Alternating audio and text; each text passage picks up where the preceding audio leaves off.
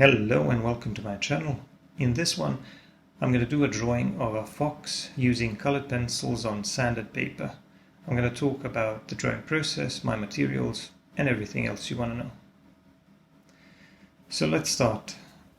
I'm going to use a black colored pencil to go around the outer edge of the animal's body. And that's because the background is going to be mostly black. It's going to be mostly pretty dark with a few green details here and there. I'm going to get to that in a few minutes, but first let's say a few words about the materials, because you're probably going to want to know what I'm using. I'm going to be working with Faber-Castell Polychromos colored pencils for the most part, and the surface I'm working on is 1000 grit sandpaper. It's a 1000 grit wet to dry or waterproof sandpaper. First I'm going to shade the background or cover the background with a black colored pencil. And in addition to the Faber-Castell Polychromos black colored pencil, I also like to use the Kohinoor black pencils because I have a couple of grades there and they are a little bit softer and maybe a little bit darker. So I'm going to combine these two, and first I'm going to cover the background, establishing that dark base color, and then on top of that I'm going to draw some smaller details in the background. Now the reference will be included in the description if you want to check it out a little bit, and you will see that in the reference there are some trees, branches, some coniferous trees in the background, like the branches of pine trees, and you can see those clusters of needles. And that's one of the things I really liked about the reference, so I want to include that. But first I have to take care of the background. Now you can see that I did some blending with a brush, and then even a little bit with my finger. Brushes mostly do the job when blending on this surface, but when you blend with your finger you can additionally push in that pigment so that it sticks better to the surface of the paper. But this rough textured surface allows the colored pencils to behave completely differently than they would on regular paper, which is why you shouldn't be surprised at my approach to blending colored pencils here. It almost looks as though I'm working in pastel pencils. Anyway, now I'm going to start working on those clusters of needles and those branches and those trees in the background. But I'm going to start with some slightly darker colors. I'm using a chromium oxide green, or one of those really dark greens that I have in my Faber-Castell range. And I'm using it to draw some of those darker needles, those that'll be honestly less visible, but they're still there. They will allow me to create a little bit more depth. Also, I need to add some suggestions of branches, and those are going to be a little bit lighter. For that I used a bit of raw umber. And then on top of that I started working with some slightly lighter greens, a couple of different greens, a juniper green, and then this dark, yellowish green. So I want to have a couple of different greens, some of them darker, some of them lighter, some of them a little bit cooler, some of them a little bit warmer, because I want to have a bit of variation in color and tone on those needles, on those branches of the pine trees in the background. If they are pine trees, I think they are. It doesn't really matter. They look like coniferous trees, and they will make for a very nice background because it's not going to be completely black. It's not going to be too simple. We'll still have some detail which will create some kind of a context, some kind of an environment for our main subject, and it'll also help me create a bit of depth in my scene. And notice how I'm working first on the left side and on top, and then moving a little bit to the right, but I am still working around the main subject. But I generally tend to work in a certain order. I work from top to bottom and from left to right because I'm right-handed and because I want to minimize the smudging. Now if you're working on regular paper, smudging isn't really an issue when working with colored pencils, but on this surface, and this is a sanded surface, There can be a little bit more smudging because it's easier to move that pigment, as you could have seen during the blending process of the background. So they behave a little bit differently on this surface because the rough sandy surface grinds on the pencil and leaves that pigment that you can move around a little bit.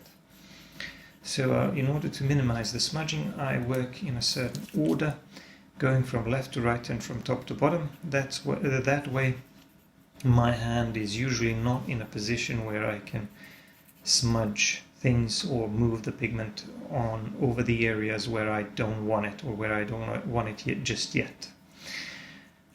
And in order to further help me with that, I also use a piece of glassine paper under my hand just to make sure that there isn't any smudging. Now for the base color for the fox, I'm going to use burnt ochre among others. But for this middle part of the ear, the opening in the ear, I'm going to use a black colored pencil again because that's the shadow area, which is the darkest part of the ear. And there I need to make sure that I put in some really dark colors, and then I'm going to layer lighter and lighter colors on top of that, as you will see. So I'm starting to work on top of that with a bit of ochre, again, that burnt ochre, which, like I said, is going to be my base color, if you will. I'm going to be putting some other colors on top of that. I always pick up a whole bunch of pencils, some of which I may never need, but it's all about experimenting with colors and having fun. Now, on top of that ochre, I started adding a little bit of beige, light beige, for the lighter parts of the fur. Now that fur is almost white in the reference, so that's the way it looks, but it's a slightly warmer color, and I deliberately put down the ochre first because I know that the layer on top is going to be slightly influenced by the layer under it, which is why I first put the ochre and then made a transition to the light beige, and then for the lightest bits I even put some ivory colored pencil, which is almost white. It's like a yellowish white. And I'm doing the same thing on the other side of the ear as well, also putting in a few darker details with a brown pencil here and there. And now you can see already something that's very interesting about these sanded papers. It's that on this surface you can actually layer colored pencils very easily, and you can see that now I can easily pull these lighter marks on top of the darker areas. I have some really dark layers here, black and of course burnt ochre, and I can just go over that and draw a lighter mark. And this is what you would normally expect from pastel pencils, but on sanded paper you can also achieve the same effect when working with colored pencils, because the sanded surface allows you to work both from dark to light and from light to dark. So you can put in multiple layers. There are of course limits to that as well, but I'm pretty sure that this surface can take in quite a few layers, and that allows me to draw such complex, detailed things such as the fur on this on this subject that I've picked for today. So I'm going to continue in the same manner, using the burnt ochre as my base color, and you can see that as I'm putting down that base layer, I'm also paying attention to the length of the fur and the direction of the fur. And now I'm going to start working on the eye, as you can see. And one of the first things I did was to draw the outline of the eye, and then I put in this catch light, this lightest part of the eye, the reflection. And then I'm simply going to work around it. Now I just told you that you can put lighter details on top of the darker layers, but if you have an opportunity to put the lighter detail first, why not do it right away, so that you can make sure that it will be as bright as possible? Because even though you can layer lighter details on top of the darker colors, sometimes they will be a little bit muddy, sometimes they will be a little bit influenced by the layers under it, sometimes not, but it can happen. So If you want the catchlight to be really bright, really clean, you just put that in first and then you work around it. And for the iris, I used some burnt ochre, but I'm not going to leave it like that. I'm going to add some slightly darker areas. I'm going to shade some parts of the eyeball so that it's a little bit darker.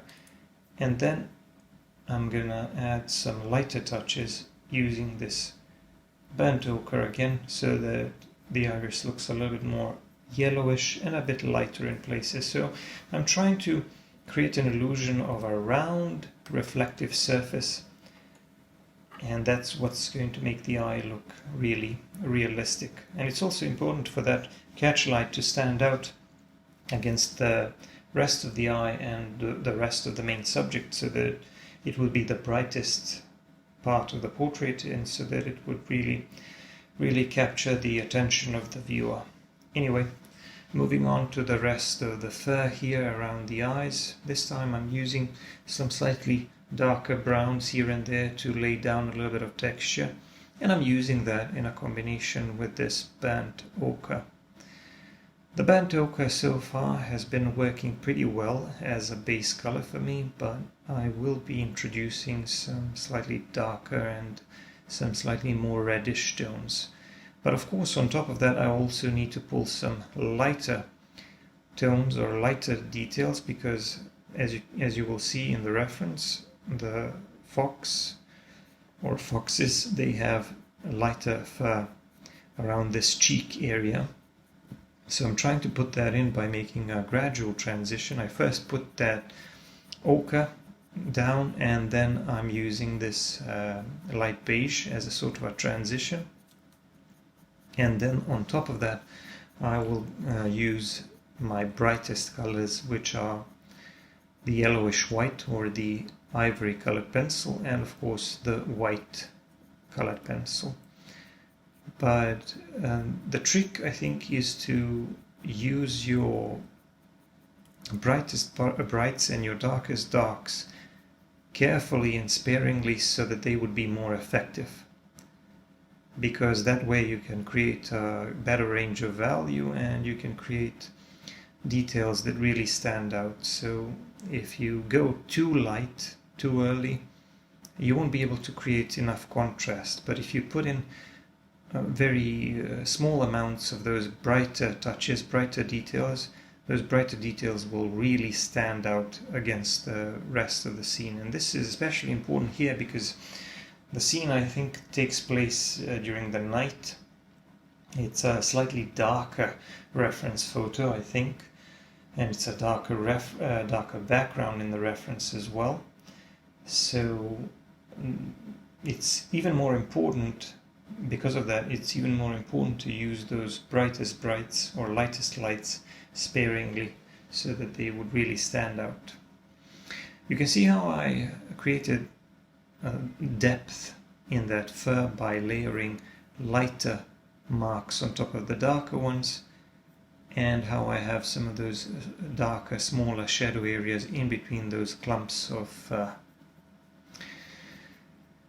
So my approach here, as you can see, when drawing fur, is usually to work from dark to light. I establish the base color first, then maybe I can add some shadow areas, some darker areas here and there, but then I layer lighter colors on top of that.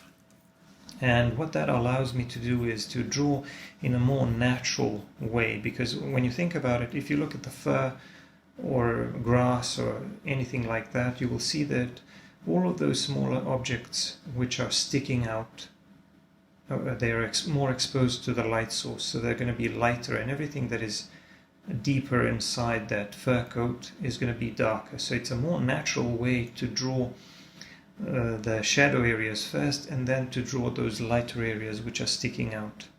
So on regular paper you wouldn't really be able to do that, but here on this sanded paper you can just work in that more natural way, I think.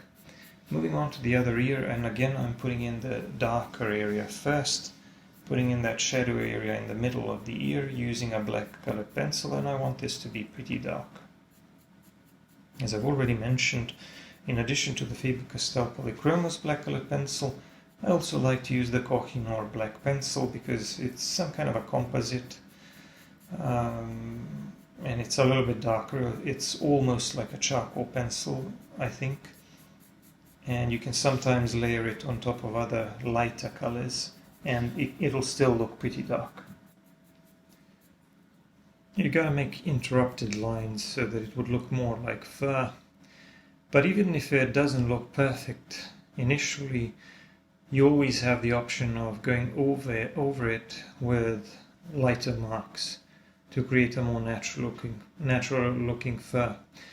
And that's the main advantage of this textured surface, of this sanded surface. It's that, yeah, it gives you the opportunity to layer marks one on top of the other, which would be a lot more difficult on regular paper, of course. Once again, the paper I'm using is a regular sandpaper, or a fine sandpaper if you will, 1000 grit. You can find that in any hardware store, I think. 800 will also work with colored pencils. Anything below that I think is a little bit too rough. But for me, 1000 grit works perfect. Now I'm gonna put some lighter marks here on top. And as you can see, by using this range of value from the lighter marks to the darker ones, I can better describe not just the color of the fur, but also the shape of the fox's head and body, because that range of value is what allows me to make everything appear more three-dimensional and create an illusion of volume.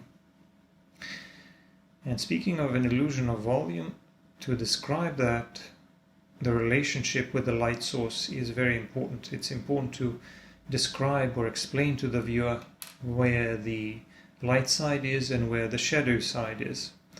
Our right side is going to be the shadow side, which is why I'm drawing this eye to be quite a bit darker than the one on the left. And also that part of the face will be darker than the one on the left. So, since the light source is coming more from the left side, our shadow side is on the right. That means that everything that is on this side will be at least a little bit darker. Even the lightest parts of the fur will have to appear darker in the shadow side. That's something you always need to remember.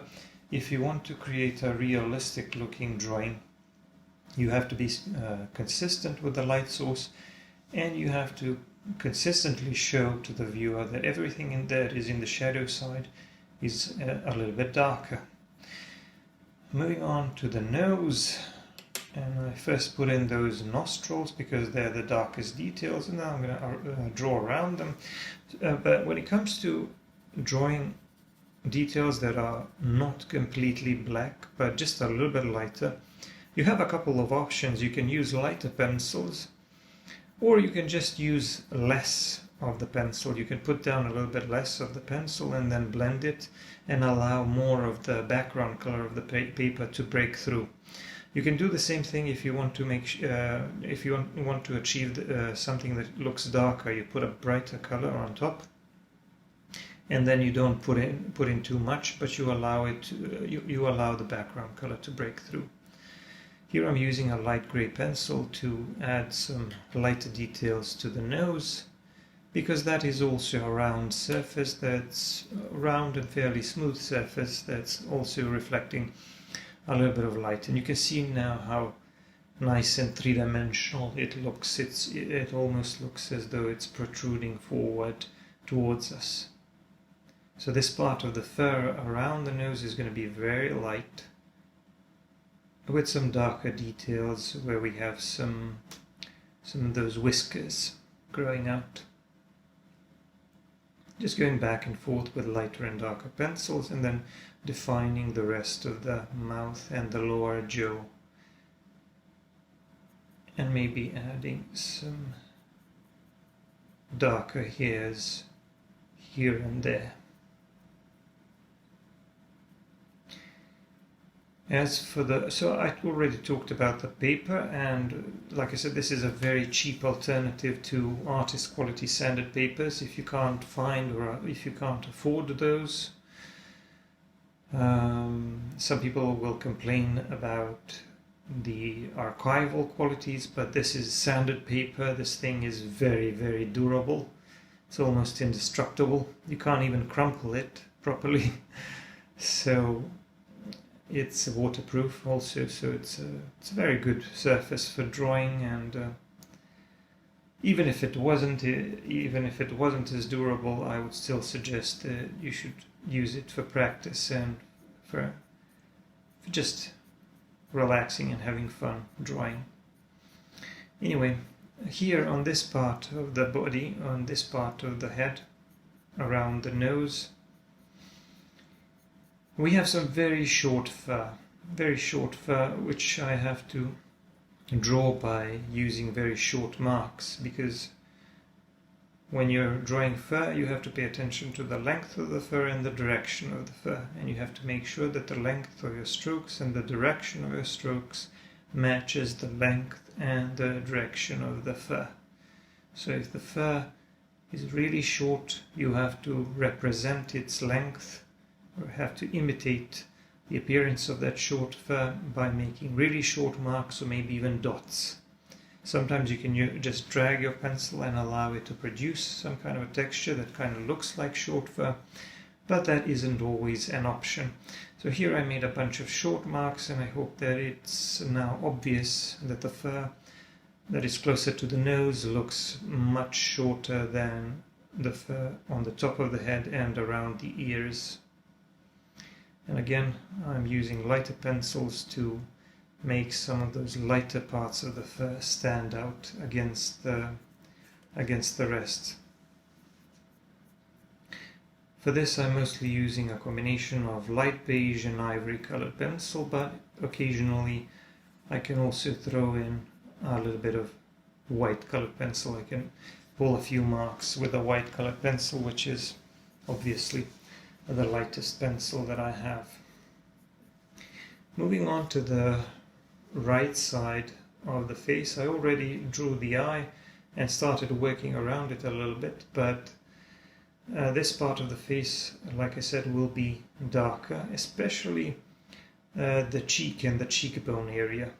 So for that I used a bit more of the burnt sienna and some walnut brown. So I used some browns as well as some black to make the fur darker in this area, and I will be putting some lighter details on top of that as well, but overall I will try to keep it darker than the left side, which is the light side.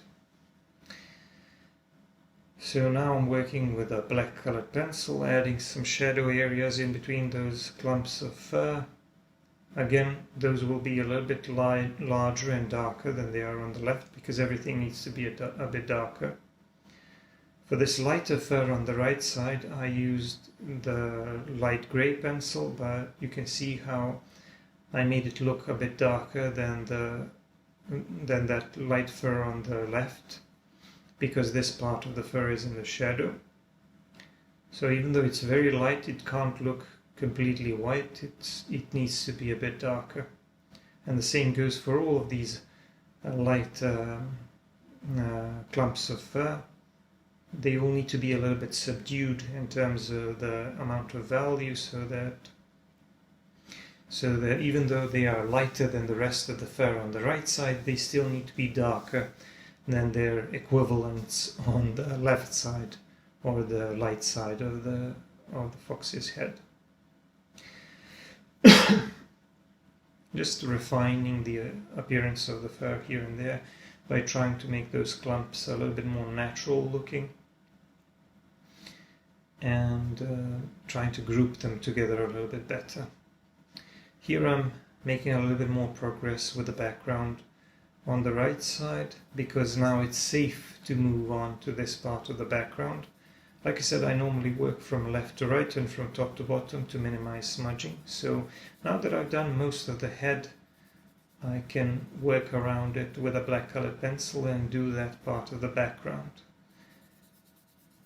because there's not much of the head left to be done before I move on to the body. Also, I need to finish that part of the background so that I could create contrast with that part of the fox's body, and so that I could also draw some details in that part of the background and pretty much wrap things up with the background and focus on the rest of the fox's body. So again, I'm going to draw a few branches here and there using raw umber and even a touch of light beige, just to make those indications of what the shape of the branches looks like, and then I'm going to draw a whole bunch of those clusters of needles. Again, first using this darker green, which is barely visible against that dark background, and then I'll just put some lighter marks on top of that to indicate that those are lighter needles which are sticking out, which are more exposed to the light source. And also I'm going to use a couple of different greens like I did on the left side, because I want a bit of variation, not just in terms of value but also in terms of color. Some of them are a little bit warmer than the others. So this background didn't really take much time to do. It's relatively simple, but it's very effective because you have that illusion of depth because of those darker and lighter shapes. So it really looks like there's a whole forest, there's a whole bunch of trees and bushes behind the fox, and yet you didn't really have to spend that much time drawing every single leaf or every single needle and branch. So it's a very quick and easy way of creating a background, a detailed looking background, or an illusion of a detailed looking background.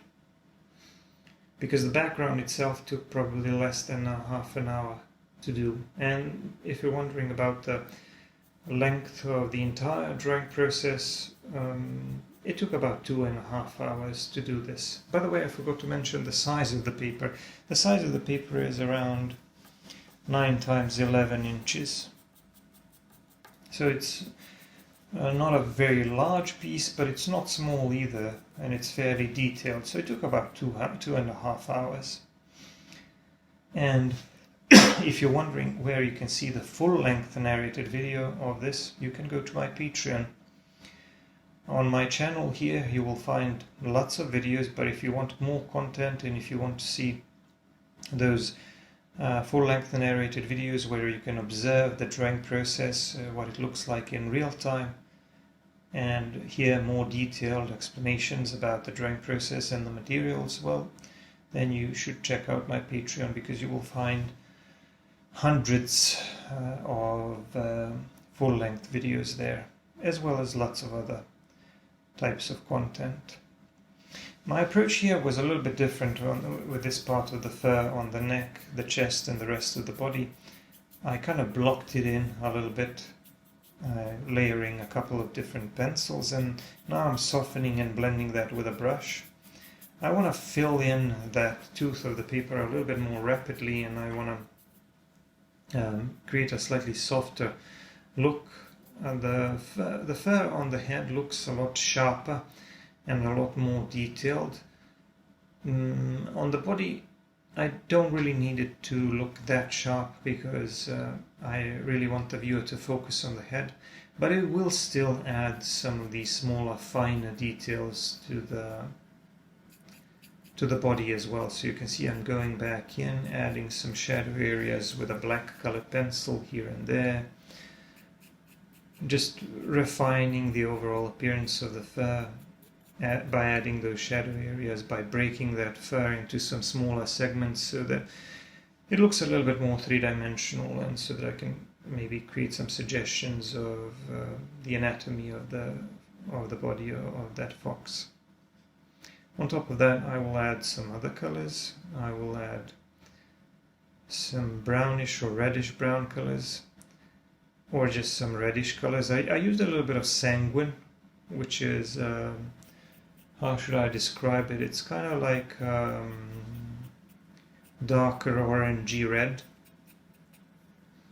because I thought that the fur looked a little bit too dull, so I wanted to add a little bit more of those brighter colors. And now I'm going back in with a burnt ochre and just adding those lighter clumps of fur which are sticking out and overlapping with the darker parts of the fur.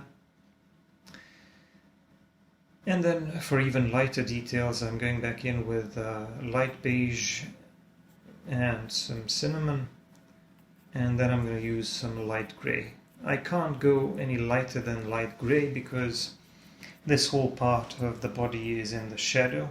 There's a lot of shadow there, so I can't make it white, even though that part of the fox's fur is really light, almost white in real life. So I still need to make some indications that it's really light, but I can't really do that by just using a white colored pencil, because obviously that wouldn't make any sense because of the shadows and the light source. But I can still go in and add some of these tiny details with a light grey pencil and suggest to the viewer that this part of the fur is lighter even though it's in the shadow. And finally I'm going to put my signature here in the lower left corner. And now the drawing is finished. This is what it looks like. Please don't forget to check out my other videos and give me a like and comment. I'm going to see you in the next one. Thanks for watching, and bye for now.